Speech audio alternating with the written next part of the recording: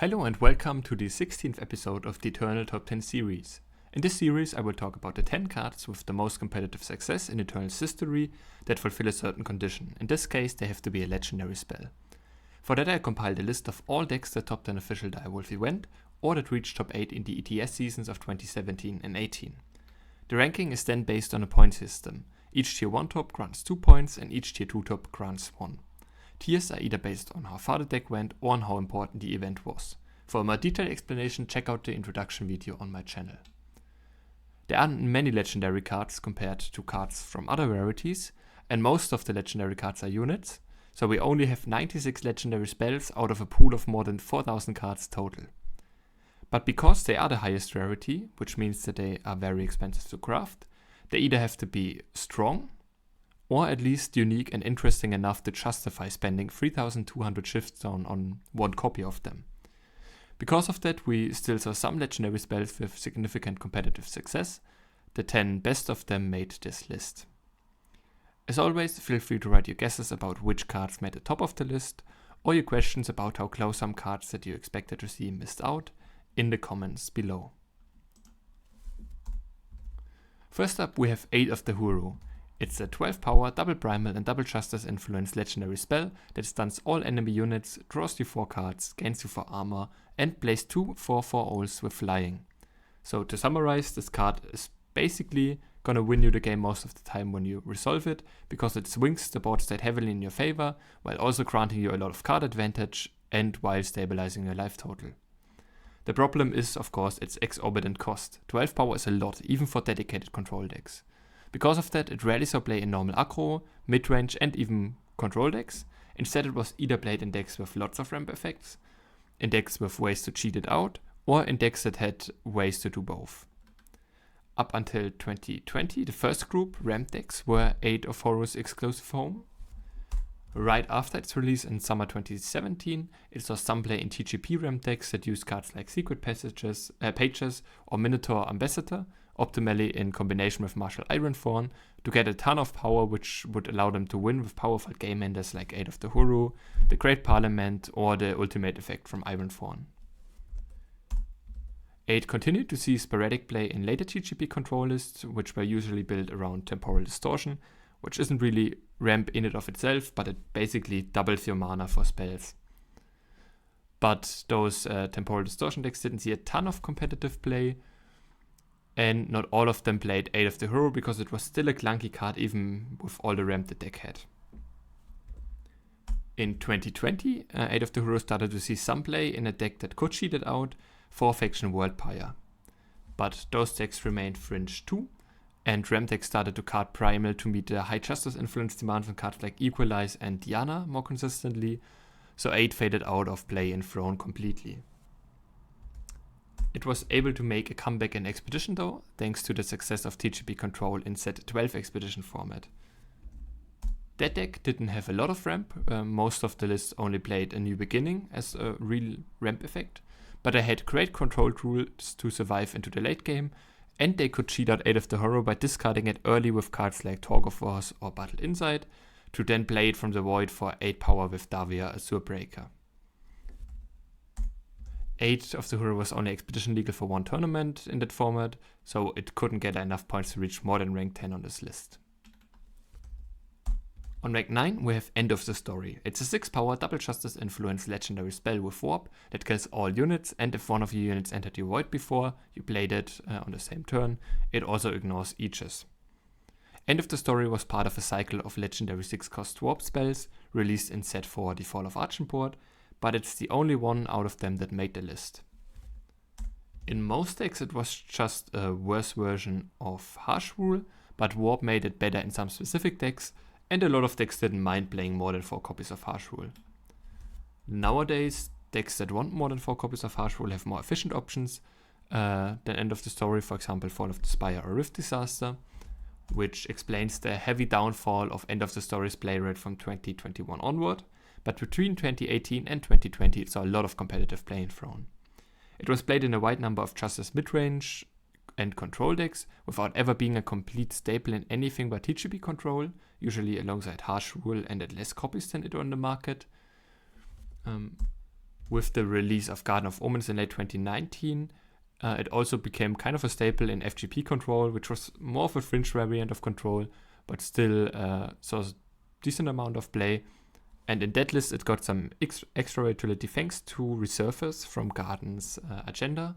You could play Garden to either kill a relic with Meltdown or a unit with Ice Bolt immediately, and then on the next turn, if Garden survived, you could use Resurface to put End of the Story on top of your deck and then play it from there thanks to Warp. That synergy earned it a spot at 1 copy in the deck that Lights Out Ace and the Boxer brought to the World Championship Finals 2020, which Lights Out Ace won. The failing play rate of Justice Control decks and the release of better alternatives slowly removed End of the Story from playability afterwards though. Next up we have another board wipe, Fall to Ruin. It's a 6-power triple shadow influence legendary spell that kills all units, or it only kills all of the opponent's units if you have 12 or more units in your void. Fall to Ruin was an important piece of Set 11 Expedition because it forced players to play a bit more conservatively against shadow decks. You couldn't just play all of your units into it because then you would lose the Fall to Ruin. And Shadow Midrange was a big part of that format. It was mostly played in the market of Shadow Midrange and Control decks like Felon, Archimport, Xenon, or FPS Midrange. Even though that meant decks only had 1 copy of it, because you only had 1 copy in the market, decks with Primal could replay it with Davia as Surbreaker, which was a 7-power 6-6 without any power cost on a summon effect at the time. So on turn 7, if you really needed a board wipe, you could basically play Davia and just play Fall to Ruin again. It barely saw any play in Set 12 Expedition though, because markets didn't exist, and because Set 12 included a lot of new and more efficient board wipes like Nothing Remains or Harsh Rule. In Throne it also only saw a little bit of success, mostly in Felon at any cost decks, because it had to compete with cheaper board wipes like Harsh Rule, and because 6 power was a lot more steep in Throne. At rank 7 we have Equalize. It's a 3-power quadruple justice influence legendary spell that forces the player with more units on field to sacrifice units until they have as many units as the opponent, and the player with more cards in hand has to do the same with the cards in hand. That makes Equalize stand out compared to other board wipes. It is only a full board wipe if you have no units on the board, and if you have more cards in hand, which control decks often will, you also lose card advantage. But on the flip side, it costs 2 or even 3 less than most other full board wipes, and in the right deck you can use both effects to your advantage.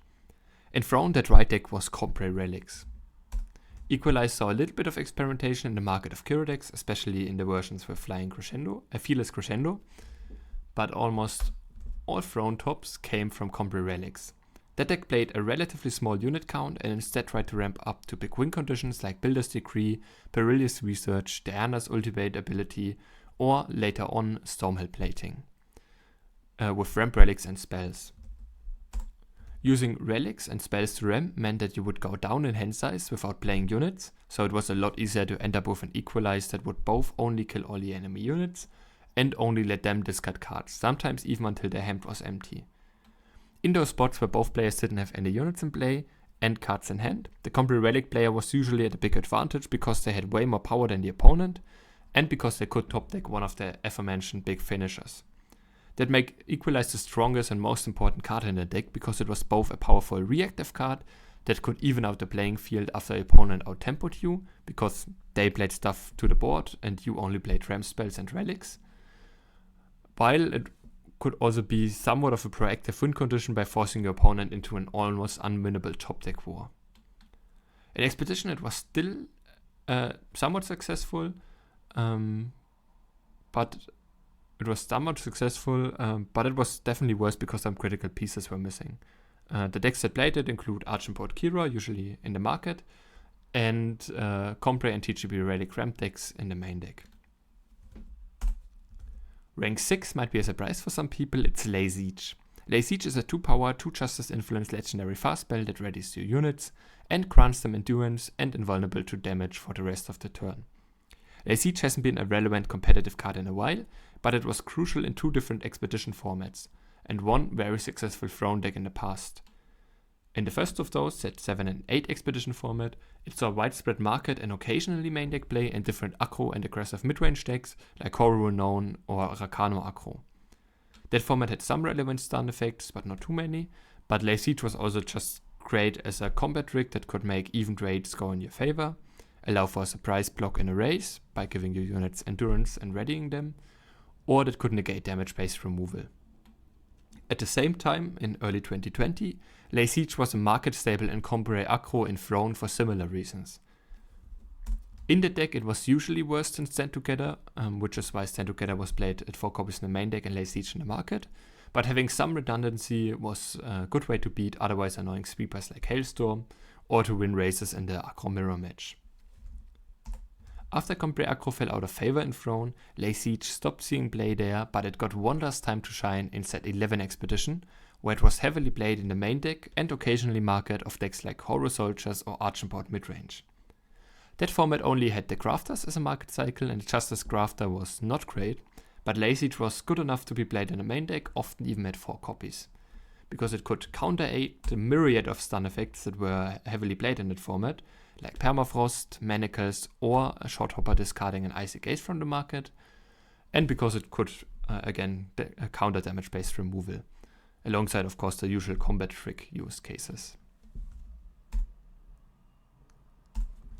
Next up we have In Cold Blood. It's a 4-power double shadow influence legendary spell that kills an enemy unit, and then, if that was a Justice unit, it discards all copies from the hand and deck and gives them Voidbound, while you lose all your Justice influence. That means against non-Justice decks it was just a slow 4-mana removal spell, which was already below rate when it was released in 2018, compared to alternatives like Slay, Annihilate or Vanquish, which were a bit more restrictive in some ways but more efficient, and compared to Deathstrike, which is just straight up better against non-Justice decks, but which saw less play than In Cold Blood at that point despite being strictly better in most matchups. And despite not having a big downside in decks that played Justice cards themselves, because of course playing In Cold Blood in a Justice deck is very risky, because you could lose all your Justice influence. But while that upside against Justice decks should not be overrated, a lot of times it would just discard some copies from the opponent's deck that they wouldn't have drawn that game anyway, it should also not be underrated, especially if we look at the time frame of 2018 and 19.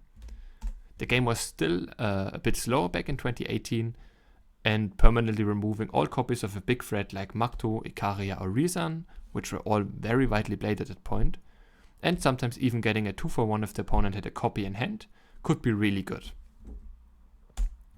Despite that, In Cold Blood always remained a flex spot and individual choice instead of being a full-on staple in any deck, proven by the fact that it was never really a safe staple, despite amassing a fair amount of tops between 2018 and 20. It was just played here and there in the main deck or market of different non-Justice Shadow midrange and control decks, most importantly Xenon and FTS midrange in 2018 and Xenon and Fel midrange in 2019. On rank 4, we have the newest card on the list, End of an Era. It's a 5-power, 1-time and 1-shadow influence legendary spell that kills all units and relics with cost 3 or less, and then creates and draws a copy of Diso's Office if 6 or more cards are killed this way.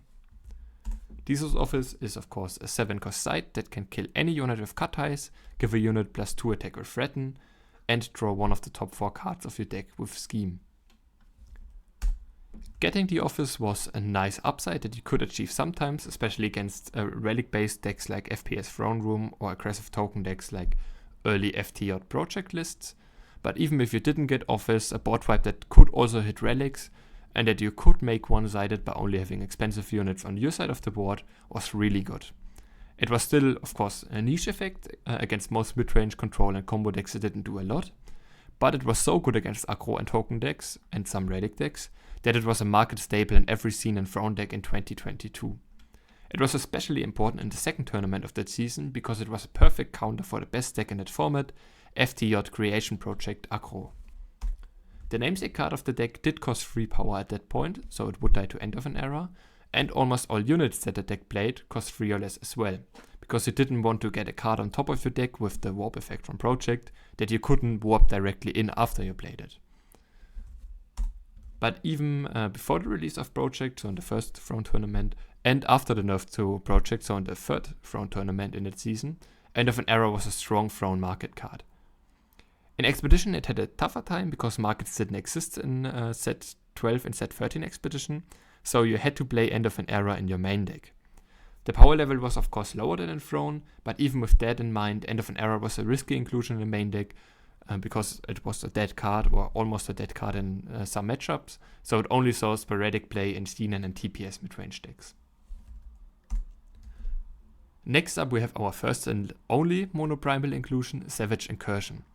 It's a 5-power triple primal influence legendary spell that deals 3 damage. If the opponent has at least 10 cards in their void, you also draw 3 cards, and if they have more than 20, you also summon 3 6/4 dragons with Flying and Overwhelm. Incursion has seen consistent Throne play since its release in Set 8, Echoes of Eternity, in early 2020, because it could decide games on its own if you reached the 20 card threshold, while also being a good draw spell if you only reach 10. The decks that played Incursion either used cards to fill the opponent's void, like Fell Mill, which played something like Strange Broker or Mournful Death Cop, or, and that was the majority of Incursion's Throne tops, they tried to prolong the game long enough for Incursion to be a finisher, so control decks. In 2020 and 2021, it was a mix of Skycrack, Koru, and FGP control. In 2022, all of those except for Horror control fell out of favor, so all 8 Incursion tops in that season came from Horror.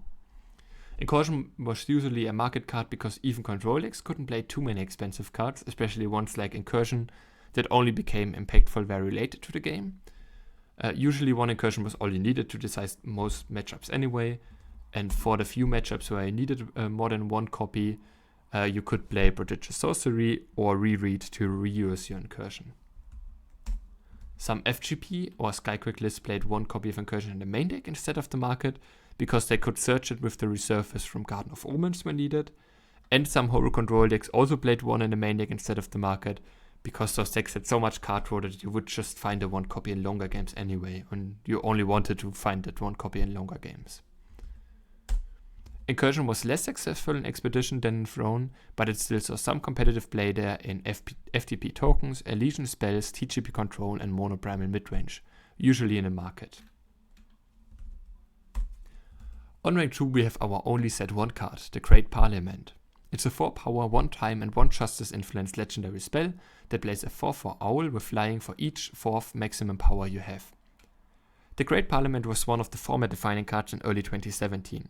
Its main home was Big Compray, a midrange deck with ramp effects like Martial Ironthorn, and ways to consistently hit power every turn like Find a Way. With those and powerful control tools like Harsh Ruler Vanquish, it could control the game and start building up pressure with powerful mid-game units like Sandstorm Titan, Mystic Ascendant, and, especially in the later stages of the game, the Owls from the Great Parliament. The fact that the cost of the card was still the same even when you reached enough power to get 2 or even 3 Owls meant that you could keep up protection effects like Stand Together, or that you could play a board wipe before you played it to get a massive tempo swing. Because games used to go a bit longer on average, and because it scaled well with the game and was already decent with just 4 power, it also saw some play in non-ramp decks like TGP midrange, but its main home, especially post-2017, were decks that either tried to heavily prolong the game, or that had a lot of ramp like the aforementioned Big Compray, TGP Chalice, or TGP Temporal Control. In 2020 it started to fade out of playability for a few different reasons. Firstly, some efficient answers for a Big Parliament play got released around the time, like Nash Desert Prince or Pristine Light. Secondly, the game just got faster, so you had less games in which you reached 8 power, and the 4/4 flyer for 4 power got comparatively worse over the years. And the last big reason was that it just couldn't compete with other ramp payoffs that got released later on, like Builder's Decree, Diana, or later on Stormhold Plating. Despite not seeing any competitive play post-2020, it still managed to reach rank 2 on this list, but it had absolutely no chance at making rank 1, which had almost twice as many points, and which I just mentioned. It's of course Pristine Light. It's a 3-power double justice influence legendary spell that kills each unit with 4 or more attack, and then draws all your units that died this turn from your void if you activated Onslaught, which means you had to attack either with a relic weapon yourself or with a unit. It was a very powerful board wipe, especially against midrange decks that could sometimes feel like a one-sided Harsh Rule, because you could either play units with less attack, or you could just attack with a unit before and then get your big units back after they died to Pristine Light. But it was even more flexible than just being a board wipe, because you could also use it as single target removal, like slightly more expensive Vanquish, or as a way to reuse summon effects from units by killing them and then getting them back from your void, like a more convoluted and expensive mirror image. Both of those last two options weren't efficient, but they added flexibility to the aforementioned efficient use case of being a board wipe, which made it a very attractive market and sometimes main deck card for a wide array of Justice decks over the years, so many that I can't name all of them. In 2019 it was mostly played in the main deck of Horror Control and in the market of Rakano Valkyries, the deck that won the World Championship in the hands of Arturus. Then in 2020 it was played in a market of different Justice midrange decks like Arcano Influence or Horror Kira. The same was true for 2021, but Justice midrange decks got less popular, so Pristine made less points in that season. In 2022 it made a resurgence as part of the Fearless Crescendo market in FD or Project decks, both of which used to cost 1 less power, so Project cost 3 and Crescendo cost 1. It was a powerful tool that they could access for cheap when needed to beat bigger midrange decks, often without losing any of their units in the process, because most of the FDL Project decks didn't play any units or only a few units that reached for attack, even if you had a copy of Project in play already. All of that combined allowed Pristine Light to comfortably claim the #1 spot on this list. This marks the end of the 16th episode of the Eternal Top 10 series. You can find all the previous episodes and my deck history videos on my channel. Thanks everyone for tuning in. Have a nice week.